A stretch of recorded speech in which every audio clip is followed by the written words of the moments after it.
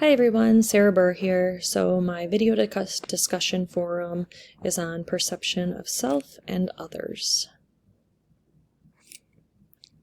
Here's my own impression assessment. This is just a quick overview of the DeVito. It's from 2015, the Interpersonal Communication book, page 65.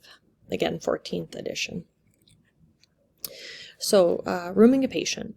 Using the impression formation process, according to Joseph A. DeVito in the 2015 14th edition of the Interpersonal Communication book, he says, the impression formation, sometimes referred to as person perception, consists of a variety of processes that you go through in forming an impression of another person.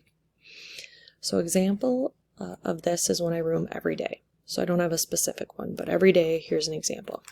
So before I go out to get the patient from the lobby, I read what they're coming in for that day. I make a prediction about a person's behavior or mood when I read what brings them in for that particular appointment, kind of a self-fulfilling prophecy, such as the book states. While asking them to then come in from the lobby, I'll ask to get their weight and height. At that point, I kind of get a decent picture in my head about their mood and their consistency theory. As it continues on, if they get on the scale, immediately it's promptly and they hop right on. Well, I'd relate their personality theory more towards mine, which is consistent. And then if they say, no, I'm not doing that, then I kind of find that barrier begins right then and there. So when seeking the patient's screenings within the room, could be depression, food, hunger screening, or housing, transportation. I kind of paint the picture of the perceptual extenuation theory as it brings light to maybe how they're acting, where they come from, and why they're responding, and for what reason. Then I see myself in the attribution of control depending on if the patient is late to the appointment, if they no-show, if they call and say, hey, I'm running a little bit late, traffic's bad, or if they come in and their hair is a wreck and they're still wearing their pajamas. Well, that kind of paints a different picture of why they're acting or saying a certain thing. So I kind of try not to pass judgment, but it can tend to happen. And I'm very against self-serving bias, over-attribution, and fundamental attribution errors. I try to stay positive and keep the positive and negatives equal.